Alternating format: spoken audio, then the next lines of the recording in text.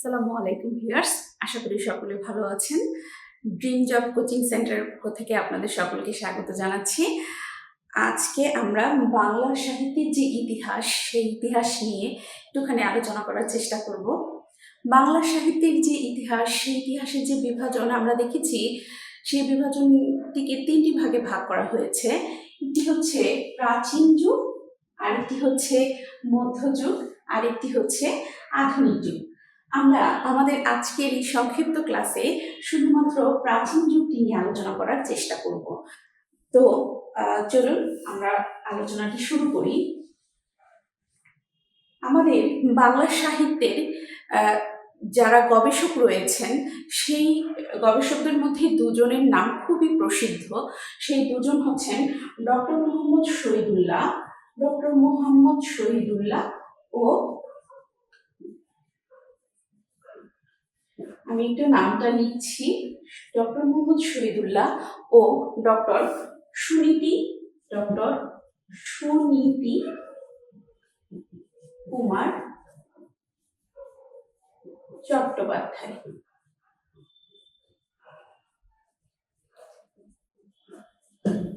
Doctor Mohammad Shahidullah, doctor Suniti Kumar Chattopadhyay, এই দুজনের নামটা আমি এজন্য বললাম কারণ বাংলা সাহিত্যের যে প্রাচীন যুগের যে ব্যাপ্তিকাল, সেই ব্যাপ্তিকাল নিয়ে এই দুজনের দুটি মত রয়েছে। ডক্টর মোহাম্মদ শহীদুল্লাহ মনে করেন বাংলা সাহিত্যের প্রাচীন যুগের ব্যাপ্তিকাল হচ্ছে 650 থেকে 1200 খ্রিস্টাব্দ পর্যন্ত, মোট 550 বছর। আর ডক্টর সুনীতি কুমার চট্টোপাধ্যায় তিনি মনে করছেন বাংলা সাহিত্যের যে প্রাচীন যুগের যে ব্যাপ্তি, সেটা 950 থেকে 1200 খ্রিস্টাব্দ পর্যন্ত, মোট 250 বছর। তাহলে দেখা গেল যে দুজনার যে দুটি মত, এই দুটি মতের মধ্যে আসলে বিষয়টা কি? বিষয়টা হচ্ছে যে বাংলা সাহিত্যের প্রাচীন যুগের যে সময়কালটা ছিল, সেটি মূলত সেই সময়টা ছিল পাল রাজাদের শাসন এবং পাল রাজাদের রাজত্বকাল। তো এই পাল রাজাদের যে শাসনকাল, সেই পাল শাসনকালটা ছিল, শাসনকালের ব্যাপ্তি ছিল মূলত 650 থেকে 1200 খ্রিস্টাব্দ পর্যন্ত। তো দেখা গেল যে প্রাচীন যুগের যে আমাদের যে ব্যাপ্তিকালটা আমরা পেলাম, সেটা হচ্ছে যে 650 থেকে 1200 খ্রিস্টাব্দের মধ্যে পাল রাজারা শাসন করেছিলেন এবং পাল রাজারা অধিকাংশই ছিলেন বৌদ্ধ ধর্মের অনুসারী। আমরা এটা একটু মনে রাখি।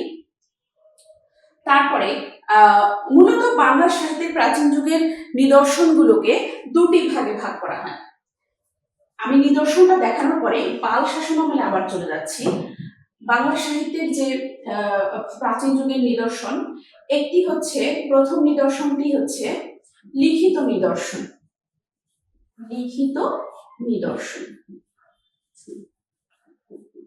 এবং দ্বিতীয়টি হচ্ছে অলিখিত নিদর্শন।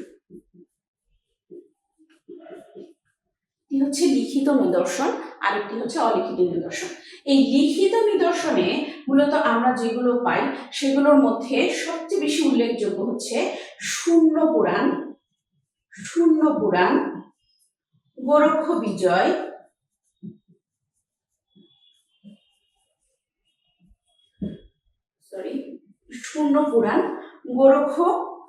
বিজয়, আর আরেকটি নাম উল্লেখ করা যায়, সেটা হচ্ছে দশক শুভোদয়।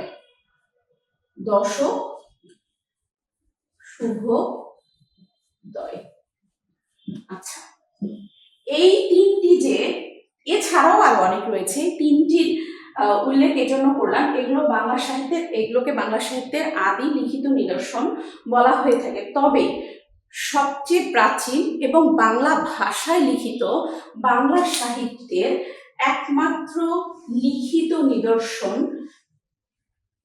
যেটি মূলত প্রাচীন যুগ জুড়ে রয়েছে, সেটি হচ্ছে চর্যাপদ। তার নাম হচ্ছে চর্যাপদ। এরপর আমি সর্বপ্রথমেই যে দুজন আমাদের সাহিত্যিক প্রাচীন গবেষকদের কথা বলেছিলাম, ডক্টর মোহাম্মদ শহীদুল্লাহ ও ডক্টর সুনীতি কুমার চট্টোপাধ্যায়। এবং সে সময় যে পাল শাসনের কথা বললাম, 650 থেকে 1200 খ্রিস্টাব্দ পর্যন্ত যে পাল শাসন, এই পুরো সময়টা জুড়েই ছিল চর্যাপদের, মূলত চর্যাপদের সময়কাল, এটাকে প্রাচীন যুগের সময়কালও বলা হয় এবং চর্যাপদের সময়কালও বলা হয়। এবং সেই সাথেই 650 থেকে 1200 খ্রিস্টাব্দ সময়কালটা মূলত পাল রাজাদের সময়, যেটা আমি আগেই উল্লেখ করলাম। রচনার আমাদের বোঝার সুবিধার্থে, মনে রাখার সুবিধার্থে আবার আমি লিখছি রাজাদের শাসন।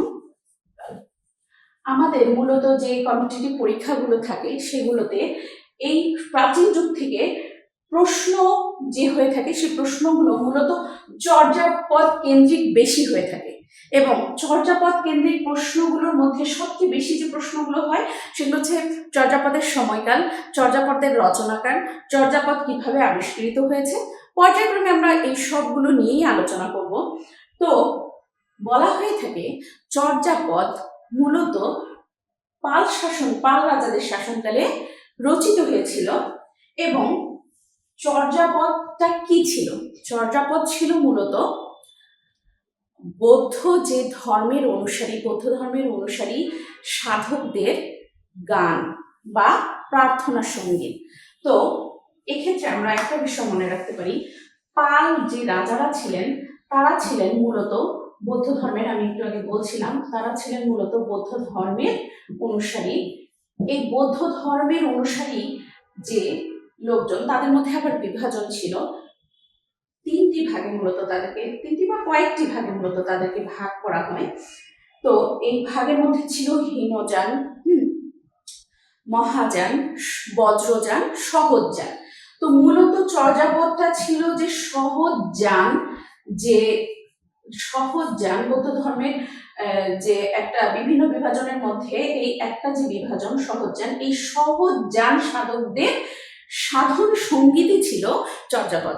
খুবই গুরুত্বপূর্ণ একটা প্রশ্ন যে চর্যাপদ কি, খুব ভিতর থেকে যদি আমরা দেখি তাহলে এই ধরনের প্রশ্নগুলো কিন্তু হয়, যে চর্যাপদ কি, কোন ধর্মের অনুসারীরা এটা লিখেছিল এবং কোন শাসন আমলে মূলত এটা রচিত হয়েছিল। তো এই প্রশ্নগুলোর উত্তর কিন্তু আমরা এই আলোচনার মাধ্যমে পেয়ে গেলাম। আরো কিছু কথা থাকে, সহজযান যে এই সহজযান ধর্মের যারা অনুসারী ছিল তারা মূলত বৌদ্ধ ধর্মের অনুসারী এবং তারাই এই চর্যাপদটা রচনা করেছিল তাদের প্রার্থনার সঙ্গীত হিসেবে। তো আমরা কিন্তু যে 650 থেকে 1200 যে খ্রিস্টাব্দটা, এই সময়টার মধ্যে কিন্তু ডক্টর সুনীতি কুমার চট্টোপাধ্যায়ের যে সময়কাল 950 থেকে 1200 এর মধ্যেই কিন্তু রয়েছে। তো আমাদের চর্যাপদের সময়কাল নিয়ে আশা করি আর কোনো সন্দেহ বা আর কোনো কনফিউশন থাকার কথা না। তারপরে আমাদের অলিখিত যে নিদর্শনগুলো রয়েছে, অলিখিত নিদর্শনগুলোর একটু বলে নিই, তারপর আবার আমি চর্যাপদে যাব। অলিখিত নিদর্শনগুলোর মধ্যে রয়েছে ছড়া গান, যেগুলো অলিখিত নিদর্শন মানে হচ্ছে যেগুলো মুখে মুখে প্রচলিত, মূলত মুখে মুখে প্রচলিত ছিল, লেখা ছিল না, মুখে মুখে প্রচলিত ছিল, লেখা ছিল না, সেগুলোকে আমরা বলছি অলিখিত নিদর্শন।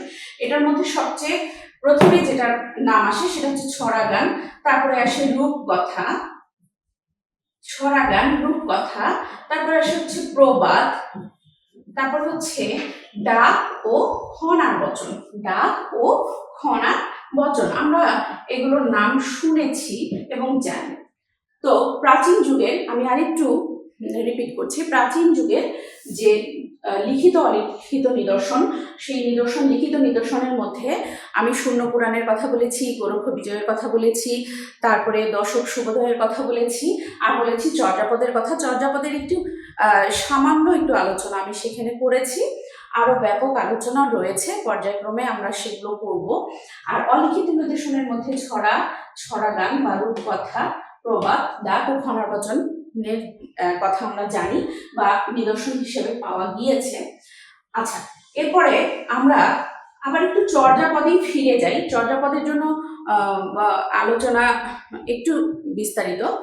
তো চর্যাপদের আমি দুটো প্রশ্ন বা তিনটে প্রশ্ন কিন্তু এখান থেকে হয়ে যায়, যে চর্যাপদটা কি ছিল, কোন শাসনামলে রচিত হয়েছে, কারা রচনা করেছে, এই ধরনের প্রশ্ন উত্তরগুলো কিন্তু আমরা এর মধ্যে পেয়ে গিয়েছি। এখন আমি যেটা বলবো সেটা হচ্ছে যে চর্যাপদটা মূলত কিভাবে আবিষ্কৃত হলো। চর্যাপদের আবিষ্কার আমরা পেলাম কিভাবে, যে বাংলা সাহিত্যে বা বাংলা ভাষায় লিখিত একমাত্র নিদর্শন যে চর্যাপদ, এটা আমরা কিভাবে বুঝতে পারলাম। তো এর পিছনে যে ব্যক্তির নাম রয়েছে সেই ব্যক্তির নাম হচ্ছে মহামহোপাধ্যায় ডক্টর মহামহোপাধ্যায় ডক্টর আছে হরপ্রসাদ শাস্ত্রী। এখানে এই হরপ্রসাদ শাস্ত্রীকে নিয়েও আমরা কিছু প্রশ্ন পাই। সেটা হচ্ছে হরপ্রসাদ শাস্ত্রী, এই যে মহামহোপাধ্যায় এবং শাস্ত্রী, এই দুটো মূলত তার নামের সঙ্গে যুক্ত হয়েছিল পরে। মূলত তার নাম ছিল হরপ্রসাদ ভট্টাচার্য। তো আমরা মহামহোপাধ্যায় এবং শাস্ত্রীটা পেয়েছি যখন তিনি এই শাস্ত্রীটা তার নামের সাথে যুক্ত হয়েছে একেবারেই তার মানে কর্মজীবনে সম্ভবত 1877 সালে, এবং মহামহোপাধ্যায় এটা যুক্ত হয়েছে 1898 সালে। তো তিনি মোট তিনবার নেপালে গিয়েছিলেন এই চর্যাপদ এর সন্ধানে। এই তিনটি সাল একটু মনে রাখি। প্রথমবার তিনি গিয়েছিলেন 1898 সালে, দ্বিতীয়বার তিনি গিয়েছিলেন 1897 সালে, দ্বিতীয়বার তিনি গিয়েছিলেন 1898, এবং তৃতীয়বার লাস্ট যেটা 1907 সালে। এই 1907 সালেই তিনি মূলত চর্যাপদের সন্ধান পেয়েছিলেন। তো আমরা চর্যাপদকে পেলাম। এর পরে আমরা পরবর্তী ক্লাসগুলোতে চর্যাপদের যে কবি তাদের নিয়ে আলোচনা করব। চর্যাপদের ভিতরের যে সঙ্গীত বা গানের কিছু লাইন আমরা জানব।